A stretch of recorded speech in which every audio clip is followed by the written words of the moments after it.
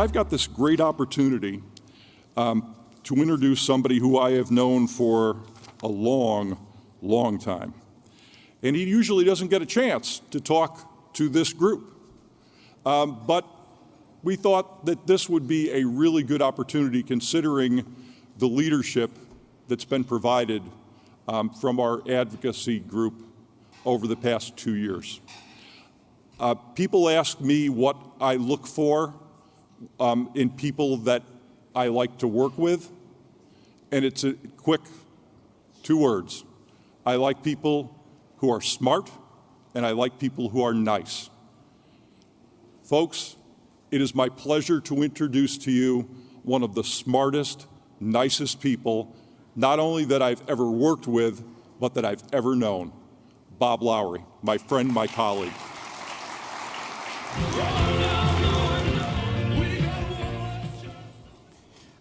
Good morning, and I want to begin by adding my congratulations to Roberto and Donna for being recognized as Superintendent of the Year. It's been touching since Donna's award was announced to see the appreciation that she and her family feel for this recognition, and you got a taste of that with her remarks and those of Danielle this morning. When my daughter Hannah was 11 years old, she went through this phase of asking me endless questions about myself. I'll give a few examples. What's your favorite color? Green. What's your favorite song? You just heard a snippet, Thunder Road by Bruce Springsteen. One day she asked, what's your favorite quote? Again, I gave her a few. Some of you have heard me use one of them, Mark Twain, when in doubt, tell the truth. That sounds cynical, but I suggest you try it. I do that when I talk to reporters or policymakers. I said I like the words from Don Quixote. Too much sanity may be madness, and maddest of all to see life as it is and not as it should be. Another time, Hannah asked me for my favorite word, and again I gave her a few. I said serendipity is a lovely word, a lovely concept. I added that perhaps is useful. It's ambiguous, but it does allow at least a flicker of hope. I'll give an example. After dinner, can we go for ice cream? Perhaps. I also said that I like words with a spiritual aspect, words like faith, hope, grace, redemption. I could have added gratitude or gratefulness in the sense of appreciating whatever blessings come your way, sometimes through serendipity or perhaps by grace. She also asked me about, I should have added the word love, the most powerful force in our world. She also asked me about things I enjoyed doing as a child and which sports teams I disliked the most. Some questions she wrote out and left on my home office desk to find each morning. I started to wonder, what the heck are you going to do with all this information you're gathering on me? But I realized that through these interactions I might be imparting some lessons. I hoped so.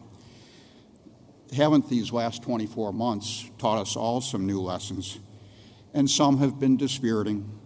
An ugliness has been drawn to the surface of American life, infecting our politics and affecting your work. A spotlight has been cast on inequities in our society, people doing work we need for the lowest pay with the fewest benefits, and yet the greatest danger from the virus. But there have been lessons that ought to inspire us too.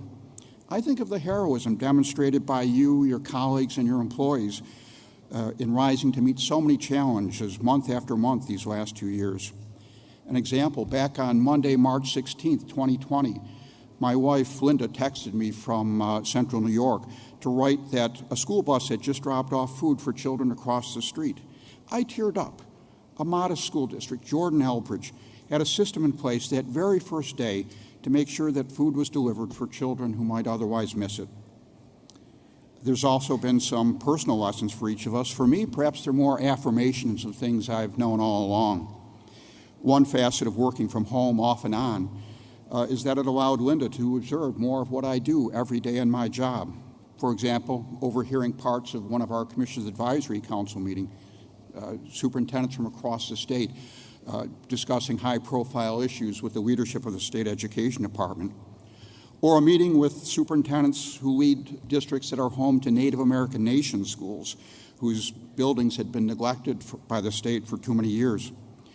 Linda remarked at how impressed she was by the intelligence and thoughtfulness of our members, but more than that it was evident how deeply you care about the children and communities that you serve. So I replied, and that's one reason why I continue to work for the council for 20 years. It'll be 20 years in June. This experience from working home has also revealed the viability of remote work, at least for some of us, and that's contributed to a decision for me. Linda is from Skaneateles, a village in the Finger Lakes. Her two sisters live in that area. Now so do our two sons, and Hannah, that daughter I mentioned at the top, she's now 25 years old, and last month she moved to Buffalo. We would all like to be closer together. And so Linda and I are in the process of moving from the Capital Region to Central New York, and to me working more remotely. I'm not retiring or scaling back on everything that I do for the council. Chuck and I agree. This would not be a good time for that. I will step away from some of the day-to-day in-person advocacy, but frankly, my partner, Greg Burke, has been doing most of that for us for these last several years, and he does it very, very well. Also, the experiences of the last 2 years have taught us and legislators and other policymakers that a lot can be accomplished through virtual meetings. That's one thing that won't end whenever the pandemic is finally and fully behind us. So I'll continue to analyze and help explain school aid and other issues, help compose listserv messages, and do presentations virtually and in person around the state. Frankly, in a sense, all of us at NISCUS have always been remote workers for you, except on rare occasions we're not in your districts, and only periodically are we physically present in your regions. I mentioned that in June I will have worked for the council for 20 years, but that's not my longest affiliation. Linda and I have been married for 32 years, over 32 years. She mostly tolerates my workaholic tendencies and lights every day with an example of how a truly good person responds to the cares of other people. I do have one even longer connection, though. Like Mo Donahue, I've been a Buffalo Bills fan, in my case, for 54 seasons. I've apologized to my 3 children. I have apologized to my 3 children for passing on that affection or affliction to them as my father passed it on to me. And I've assured them that being a Bills fan has helped me to deal with adversity in other aspects of life. In his novel, The Natural, Bernard Malamud wrote that without heroes, we're all just plain folks and don't know how far we can go. At times, we all need to be reminded of our own capacity for heroism. When I was a child, I admired athletes for physical skills surpassing anything in my experience. But with age, I came to appreciate my father's observation that, just lost my place.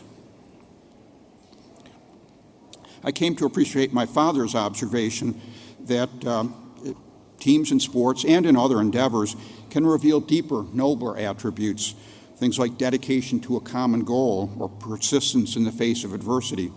The Bills went to the Super Bowl for 4 straight seasons and lost every time.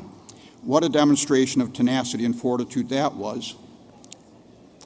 The coach of the Bills during those Super Bowl years was Marv Levy. He coached for over 40 years with high school, college, and professional teams. And before every game, over all those years, he asked his players the same question, the words on the screen: where else would you rather be than right here, right now? I have those words on the desktop of my computer. I hope that all of you are able to feel that way about the work entrusted to you. Who better than you to lead your schools and communities through these challenging times? And who better to help you than each of us at the council?